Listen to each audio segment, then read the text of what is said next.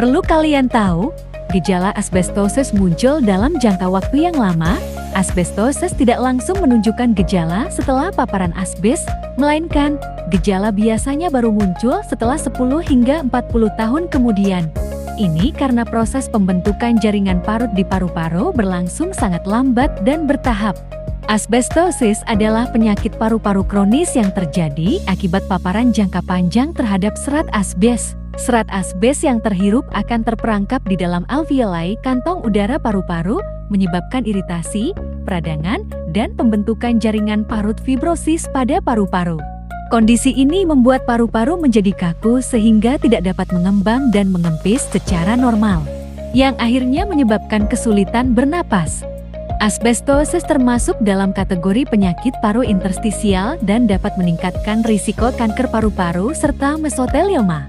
Pekerjaan yang berisiko tinggi terkena asbestosis adalah yang melibatkan paparan langsung terhadap serat asbes dalam jangka waktu lama, antara lain penambang asbes, pekerja konstruksi bangunan, pekerja galangan kapal, pekerja di jalan kereta api, buruh pabrik asbes, tukang bangunan, tukang ledeng atau pipa, tukang las, teknisi listrik, mekanik, petugas kebersihan yang bekerja di lingkungan terpapar asbes, pekerja pabrik yang menggunakan atau mengolah bahan mengandung asbes, serta pekerja di industri semen asbes, pelapis lantai, atap, dan bahan isolasi panas. Serat asbes yang menempel pada pakaian atau tubuh pekerja juga dapat membahayakan anggota keluarga yang tinggal serumah karena bisa terbawa ke lingkungan rumah.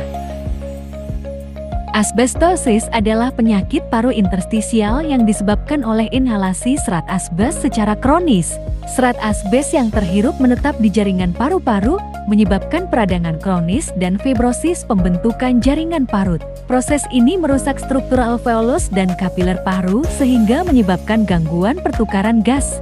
Gejala biasanya muncul setelah paparan jangka panjang dengan masa laten sekitar 10-20 tahun.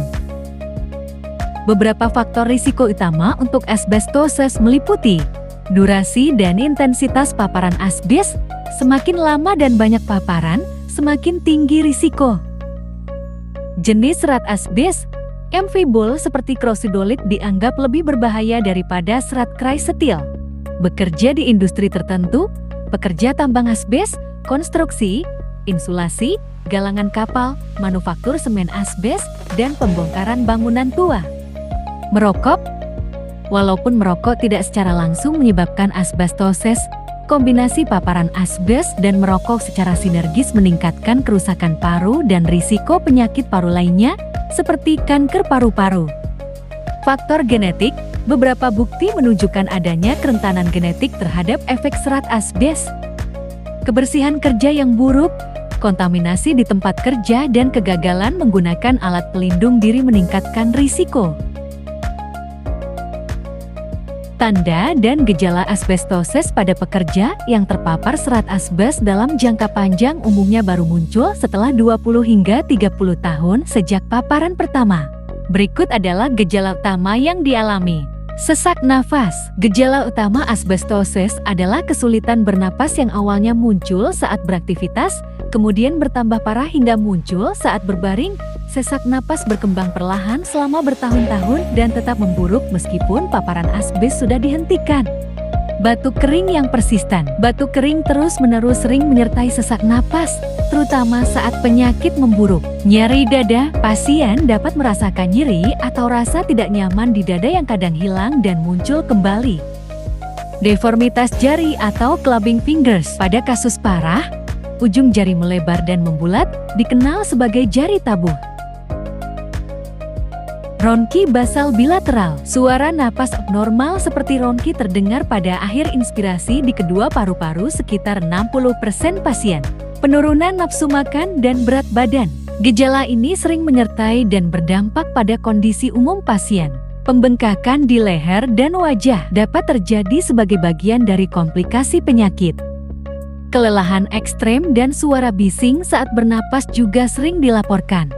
Selain gejala tersebut, asbestosis dapat berkontribusi pada komplikasi serius seperti kanker paru-paru, mesotelioma, dan gangguan kardiopulmoner terutama pada pekerja dengan riwayat paparan asbes yang lama dan kebiasaan merokok. Beberapa dampak dari penyakit ini yaitu fungsi paru-paru menurun secara bertahap, menyebabkan sesak napas dan batuk kronis. Risiko tinggi terkena kanker paru-paru dan mesotelioma yang mengancam nyawa. Kemungkinan gagal jantung akibat kerusakan paru-paru yang parah.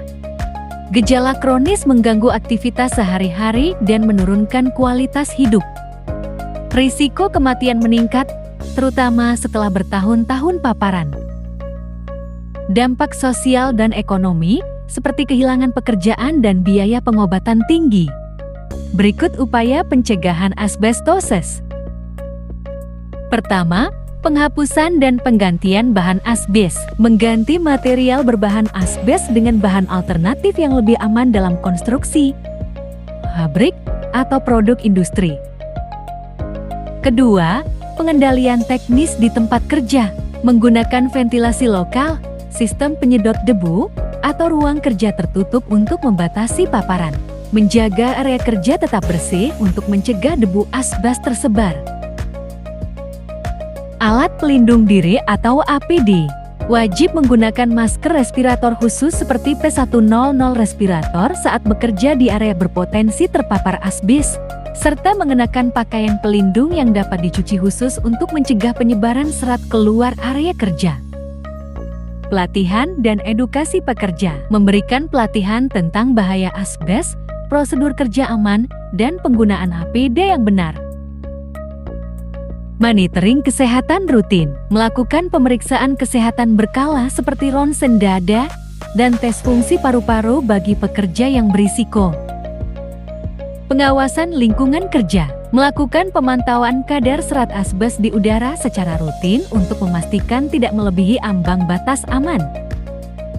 Kebijakan dan regulasi. Mematuhi peraturan nasional terkait penggunaan dan pengelolaan asbes seperti Permenaker Nomor /04 Men 1985 tentang asbes di Indonesia. Larangan merokok. Mendorong pekerja untuk berhenti merokok karena merokok tambah paparan asbes secara signifikan meningkatkan risiko penyakit paru-paru.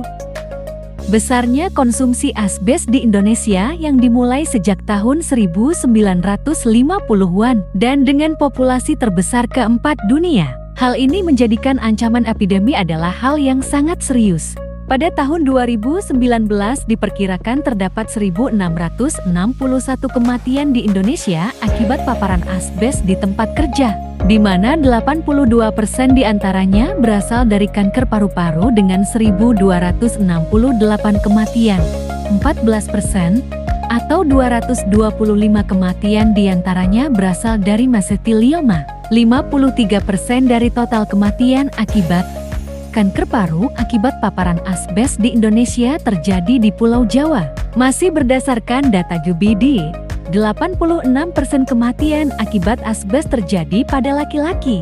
Seiring dengan tingkat kematian laki-laki untuk kanker paru-paru terkait asbes yang meningkat beberapa kali sejak tahun ke-1990. Karena penyakit yang berhubungan dengan asbes ini bersifat laten butuh waktu untuk terdeteksi. Pria berusia di atas 70 tahun memiliki potensi angka kematian yang jauh lebih tinggi untuk kanker paru terkait asbes 19,74 kematian per 100.000 dibandingkan dengan 2,12 pada pria berusia 50-69 tahun. Pengendalian bahaya penyakit ini menggunakan prinsip hierarki pengendalian risiko. Eliminasi, menghentikan penggunaan material berbasis asbes sepenuhnya. Substitusi, mengganti material berbasis asbes dengan bahan alternatif yang lebih aman, seperti serat kaca atau serat sintetik. Rekayasa teknik, memasang ventilasi lokal ISOP (Local Exhaust Ventilation), menyediakan ruang kerja bertekanan negatif. Setelah itu ada pengendalian administratif dan penggunaan APD. Berikut regulasi dan standar K3 yang diterapkan di Indonesia maupun internasional.